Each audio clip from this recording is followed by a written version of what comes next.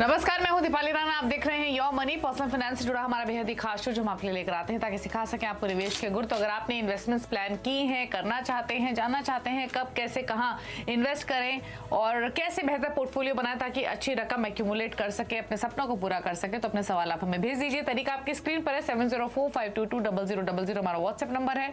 yourmoney@nweighting.com पर आप अपनी ईमेल भेज सकते हैं। इसके अलावा #askawaz yourmoney पर अपने सवाल हमें लिख भेजिए। ट्विटर और फेसबुक पर, सोशल मीडिया पर यानी CNBC आवाज के हैंडल पर जाकर अपने सवाल हमें भेजिए। हमारे साथ आज आपके सभी क्वेश्चंस को आंसर करने के लिए कंप्लीट सर्कल कैपिटल के पार्टनर विकास पुरी मौजूद हैं। विकास जी नमस्कार, स्वागत है आपका। और क्वेश्चंस लेने से पहले आज ETF के बारे में थोड़ी सी बातचीत कर लेते हैं, यानी एक्सचेंज ट्रेडेड फंड्स के बारे में कि ETF होते क्या हैं, फंड से कैसे डिफरेंट होते हैं ये, और इनमें इन्वेस्ट करने का क्या तरीका होता है, तो कुछ बारीकियां समझते हैं। तो बताइए विकास जी, स्वागत है आपका। ETFs के बारे में क्या राय है आपकी? धन्यवाद Deepali for having me on the show. So ETF basically exchange traded fund, which means in a simpler terms वो म्यूचुअल फंड्स जो आपको एक रेगुलर जरिए से जैसे आप इन्वेस्ट करते हैं अवेलेबल है, प्लस एक्सचेंज पे भी अवेलेबल है। So these are funds which are exchange traded funds. So एक तो ETF वो हो गया एक सिंपल लैंग्वेज में। बाकी ये जो फंड्स होते हैं टिपिकली ये किसी इंडाइसिस को या इंडेक्स को मिरर करते हैं। उसकी एक स्टॉक्स की बास्केट होती है और उस बास्केट को ही पूरा जो होता है रेप्लिकेट किया जाता है। फॉर एग्जांपल जैसे निफ्टी 50 है। सो निफ्टी के 50 स्टॉक्स का कॉन्स्टिट्यूएंट्स जो है वो अगर कोई mutual fund asset management company Nifty 50 ETF लेके आती है तो वो जो 50 के 50 निफ्टी स्टॉक्स हैं वो उसमें अवेलेबल रहेंगे और जिस रेशो में वो स्टॉक मार्केट में ट्रेड होते हैं वही रेशो फंड मैनेजर यहाँ पे मेंटेन करेगा। और उस रेशो को जितना जो वेरिएशन है, because stock market daily basis पे बदलती है, स्टॉक प्राइसेस डेली बेसिस पे बदलते हैं, तो फंड मैनेजर्स को उनको ट्रैक करना होता है। और जिस फंड मैनेजर की ट्रैकिंग एरर सबसे कम हो, विच मींस वो निफ्टी 50 का अगर ETF है और उसको एग्जैक्टली रेप्लिकेट कर रहा है और उसका जो वेरिएशन है बहुत कम हो रहा है, तो उसकी ट्रैकिंग एरर कम है और वो एक बड़ा अच्छा ETF माना जाएगा। सो ETFs आपको फिर जैसे मैंने निफ्टी 50 का बताया, उसी तरीके से स्मॉल कैप फंड्स अगर 250 स्टॉक्स की एक बास्केट उठा लेंगे, उस बास्केट को अगर ETF के रूप में अगर ऑफर किया जाता है क्लाइंट्स को तो उसको स्मॉल कैप निफ्टी ETF होता जाएगा।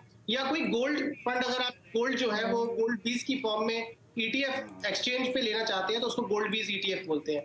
तो ETF is a basket of underlying assets या स्टॉक्स जो किसी एक पर्टिकुलर इंडाइसिस को ट्रैक करता है, जो कि आप बैंकिंग निफ्टी भी हो सकता है या ऑटो निफ्टी भी हो सकता है। ओके, तो क्योंकि हम ETFs में भी SIP के थ्रू इन्वेस्ट कर सकते हैं विकास जी, तो एक बहुत ही कॉमन कंफ्यूजन है जो आम इन्वेस्टर्स को होता है वो ये कि इन दोनों में डिफरेंस क्या है। जो आपने बताया कि वो एक्सचेंज के ट्रेडेड फंड्स होते हैं, किसी पर्टिकुलर कैटेगरी के नहीं, जैसे गोल्ड हो गया, निफ्टी ETF हो गया, वो क्लियर है। लेकिन अगर पोर्टफोलियो क्रिएशन कर रहा हो आप, क्योंकि इंडेक्स के फंड्स भी आते हैं, इंडेक्स के ETFs भी आते हैं, तो कौन सा लेना चाहिए? म्यूचुअल फंड्स को पिक करें, ETFs को पिक करें, कौन सा बेटर रहेगा, या एक मिक्स एंड मैच पोर्टफोलियो बनाए? मतलब कैसे डिसाइड करें कि इंडेक्स या फिर गोल्ड ETF के साथ जाए या फंड चुने? सो कंफ्यूजन दूर करता हूँ। फॉर एग्जांपल अगर हम निफ्टी 50 ETF की बात करते हैं, फॉर एग्जांपल HDFC निफ्टी 50 है या UTI निफ्टी 50 या अदर एसेट मैनेजमेंट कंपनीज के हैं, यदि आप एक टिपिकल प्रॉपर जो म्यूचुअल फंड लेते हैं उस रूट से लेते हैं तो वो एक फिजिकल फॉर्म में जैसे आपको स्टेटमेंट आती है या आपकी जो होल्डिंग है वो हो गई। यही चीज अगर आप अपने डीमैट के थ्रू लेंगे तो वो निफ्टी 50 ETF रूट से हो जाएगा। SIP आप यहाँ भी कर सकते हैं, SIP वहां भी कर सकते हैं। नाउ थिंग इज कि अगर आपने मान लीजिए निफ्टी 50 ETF लिया तो अगर आप 5,000 रुपए की SIP कर रहे हो तो उसमें आपको 2600-2700 वाला रिलायंस भी मिलेगा, आपको एशियन पेंट्स भी मिलेगा, HDFC बैंक या HDFC लिमिटेड भी मिलेगा। तो ऑल टॉप 50 कंपनीज जो है वो आपकी उस 5,000 की जो मंथली SIP करेंगे आपको उसमें एक्सपोजर मिलेगा। सो फॉर एग्जाम्पल आप म्यूचुअल फंड में लार्ज कैप फंड में इन्वेस्ट करते हैं तो लार्ज कैप फंड क्या करता है, टॉप की जो बड़ी कंपनीज होती है वो उनको करता है, लेकिन फंड मैनेजर वहां पे एलोकेशन चेंज कर सकता है कि मान लीजिए अगर निफ्टी में रिलायंस की वेटेज X है तो वो अपने फंड में रिलायंस को कम रख सकता है या X से थोड़ा ज्यादा रख सकता है।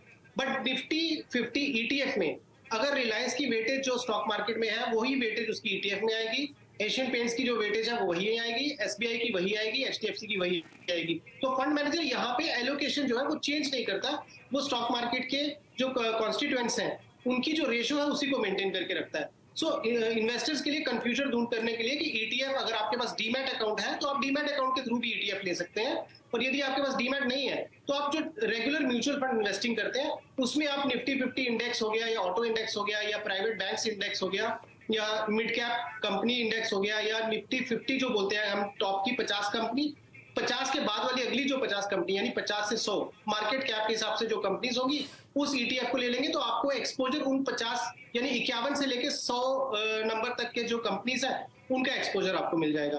तो आपके पास अब दो तरीके हैं ईटीएफ लेने के, या आप रेगुलर जो म्यूचुअल फंड इन्वेस्टिंग करते हैं वैसे लीजिए, या फिर आप एक्सचेंज से ले लीजिए। ओके, चलिए ठीक है। अब कुछ ईटीएफ भी जान लेते हैं। तो जैसे आपने बताया गोल्ड या फिर निफ्टी, मिड कैप, मतलब अलग अलग इंडेक्स के ईटीएफ्स आते हैं।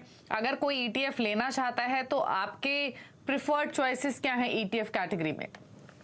ईटीएफ में एक जो बड़ा अच्छा अभी जो ईटीएफ का एक प्रचलन शुरू हुआ, उसमें जो अगर यूएस मार्केट्स में या इंटरनेशनल मार्केट्स में इन्वेस्टर्स को एक्सपोजर लेना था तो उसमें ईटीएफ रूट एक बहुत अच्छा रूट ऑफर हुआ, और उसमें काफी ज्यादा ट्रैक्शन है। इनफैक्ट इतनी ज्यादा इन्वेस्टमेंट आ गए हैं दीपाली जी कि गवर्नमेंट बीच बीच में उसको स्टॉप भी करती है, because there is a threshold, there is a limit कि कितना पैसा यहाँ से निवेशकों का बाहर इन्वेस्ट होगा। यदि वो पैसा जरूरत से ज्यादा जा रहा है तो वो इंटरिम पीरियड में बंद भी कर देते हैं एफटी। तो फॉर एग्जांपल नैस्डैक 100 फंड हो गया, तो नैस्डैक की जो 100 कंपनीज है उसमें आपको एक्सपोजर मिल जाएगा। या जैसे मैंने बोला इंडियन मार्केट्स में निफ्टी 50 हो गया, या फिर गोल्ड में अगर आपने करना तो गोल्ड ईटीएफ हो गया। शुरू हो गया, 5 मिनट हो गए शुरू। इनफैक्ट आपका जो प्राइवेट बैंकिंग सेक्टर है या बॉन्ड्स है तो बॉन्ड ईटीएफ भी होते हैं। तो यदि आप मान लीजिए सिंगल बॉन्ड एक्सपोजर लेना है या 2 बॉन्ड्स का एक्सपोजर लेना है, आप सीधा एक बास्केट ऑफ वो ले लीजिए ईटीएफ। तो जैसे for example Bharat bond ETF है, तो वो आपका मल्टीपल जो बॉन्ड्स हैं उसका एक कॉम्बिनेशन बास्केट बना के ऑफरिंग देता है इन्वेस्टर्स को।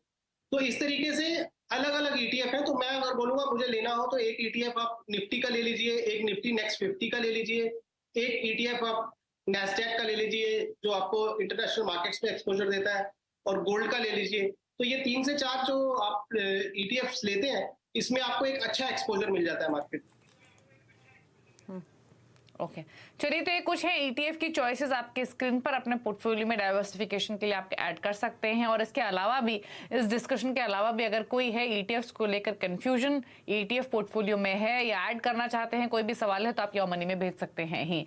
आप कनेक्ट करते हैं कॉलर्स से। पहले कॉलर हमारे साथ आशीष पांडे नई दिल्ली से मौजूद है। आशीष जी गुड इवनिंग, बताइए अपना सवाल।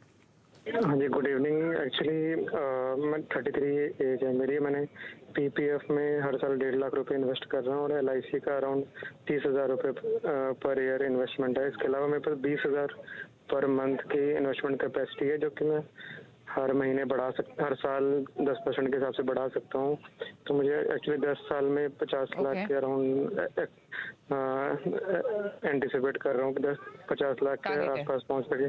तो कहाँ पे मैं इन्वेस्ट करता हूँ? एक्चुअली मैं न्यू इन्वेस्टर हूँ, मैंने अभी जस्ट डीमैट अकाउंट बनाया, तो can you help me in that कि क्या क्या सेफ ऑप्शन हो सकते हैं जिसमें बिल्कुल आशीष जी, इसमें कोई